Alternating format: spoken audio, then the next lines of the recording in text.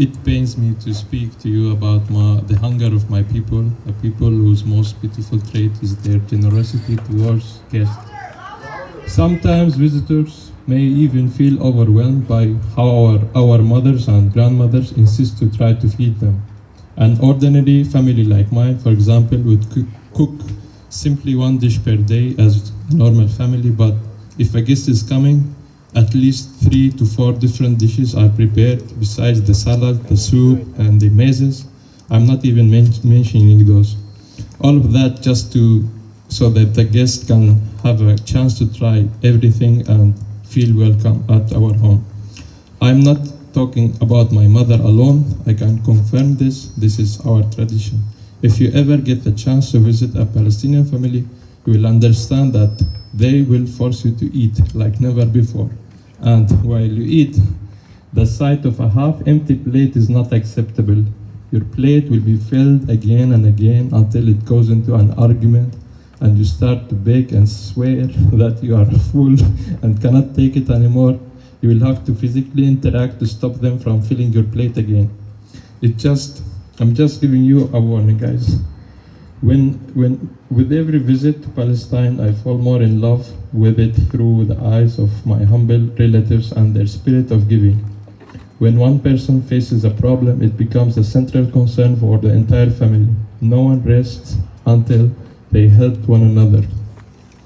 This is the Palestine that I know. Most Palestinians are or were farmers. Their love and appreciation for the land and what it gives is on another level. Most houses are surrounded with trees with fruits of every kind, from lemon, figs, pomegranate, and different regions are famous for different crops. We say the oranges of Jaffa, the strawberries of Gaza, and the grapes of Hebron.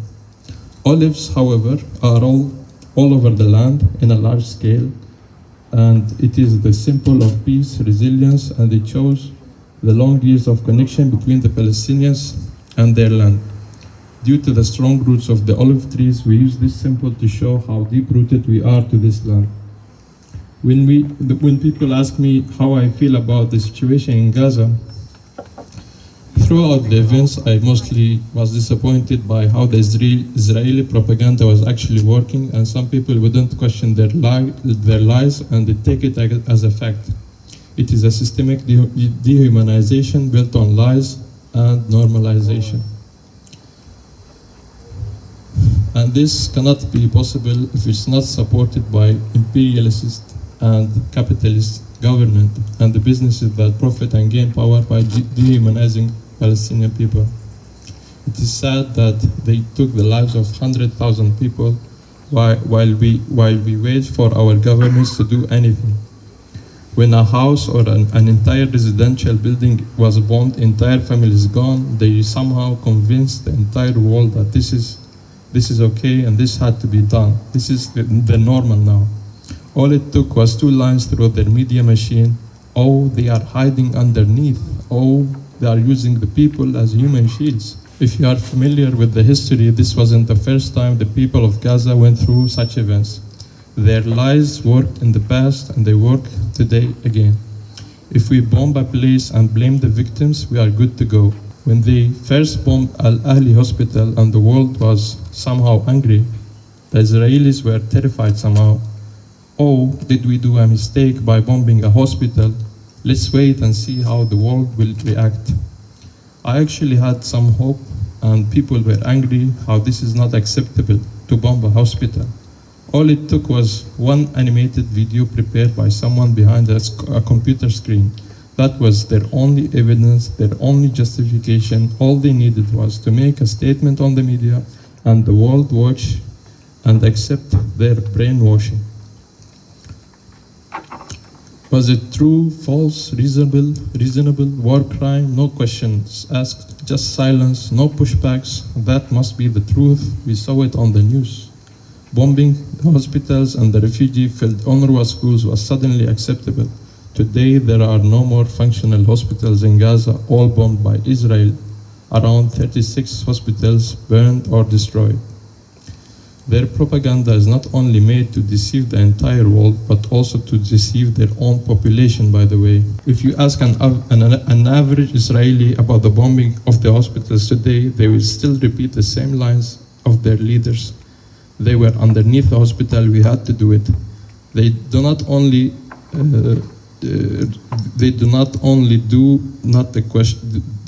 question the lie, but they also justify it. They continue to work on a manufacturing of consent. How do we continue with our war crimes? How do we engineer the genocide and starvation even further? How do we get rid of those Palestinians? We need to cleanse the land. And 200 journalists were targeted in Gaza since October the 7th, and they're still trying to silence what's remaining of them reporting on the ground. By the way, they also tend to frame a journalist simply using one line, such as, he is a Hamas journalist or he's a spy for Israel.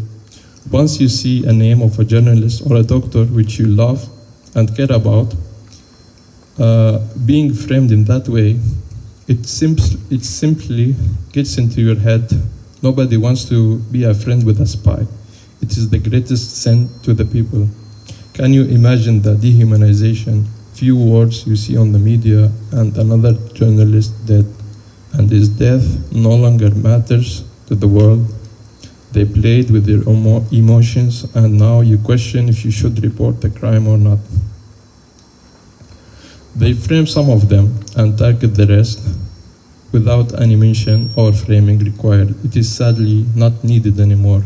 They just go on with their crimes and no questions asked.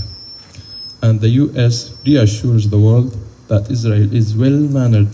They are a very moral army. They never do such crimes. A moral army? Come on, guys. Let's not forget that there are no international media allowed into Gaza today unless they are followed with the army everywhere they go, for their safety, of course, but making sure they say the right words only, which you see on your TV screen. Their goals is to convince us to forget and to accept what is going on as if it's normal, but we should never accept normal when normal is built on injustice.